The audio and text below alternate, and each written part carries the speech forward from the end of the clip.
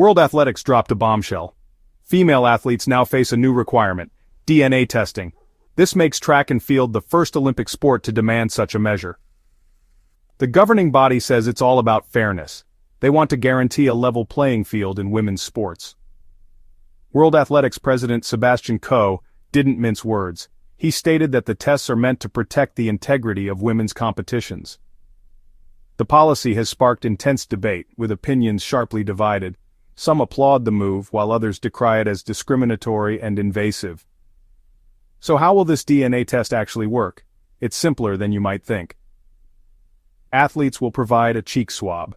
They'll also give a dry blood spot sample. The good news? They only have to do this once in their entire career. This decision didn't come out of thin air. World Athletics conducted an exhaustive review. They talked to over 70 different groups. This included sporting organizations and advocacy groups. The decision follows a controversial 2023 ban on transgender women who had gone through male puberty from competing in women's events.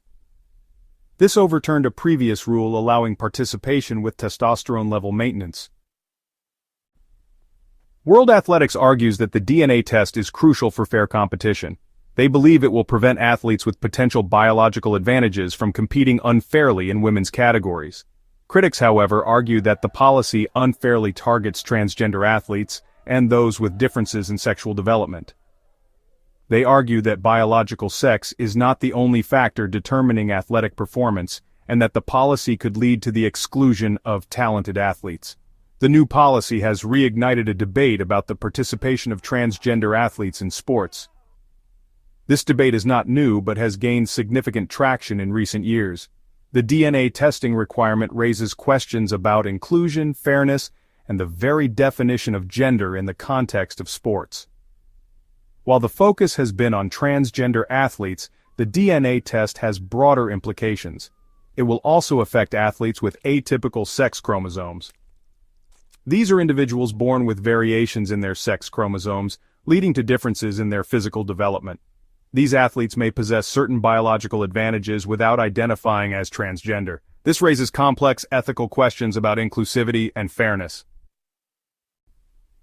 World Athletics isn't alone in implementing these kinds of policies. World Aquatics, the governing body for swimming, has a similar rule in place. They also mandate DNA testing for female athletes. The National Collegiate Athletic Association, or NCAA in the United States, has also grappled with this issue. They recently adjusted their policies to require transgender athletes to meet certain testosterone level requirements to compete in women's categories. The International Olympic Committee, or IOC, the ultimate authority on the Olympics, has taken a slightly different approach. They allow individual sporting bodies to set their own rules regarding transgender athletes' participation. This has led to a patchwork of regulations across different sports and countries. The debate extends far beyond the sporting world. It has become a hot-button issue in the broader political and cultural landscape. In the United States, for instance, several states have passed laws restricting the participation of transgender athletes in school sports. These laws have faced legal challenges and sparked protests, highlighting the deep divisions on the issue.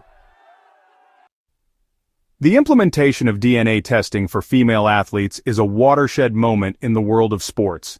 It raises fundamental questions about fairness, inclusion, and the evolving understanding of gender.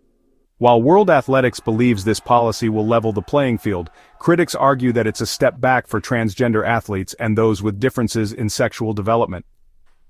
The long-term consequences of this policy remain to be seen. Will it lead to greater fairness in women's sports, or will it have unintended consequences for athletes who don't fit neatly into traditional categories?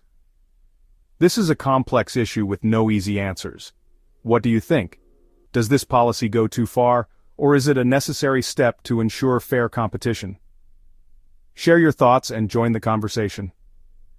Thanks for watching. Don't forget to like, comment, and subscribe to the channel for the latest news.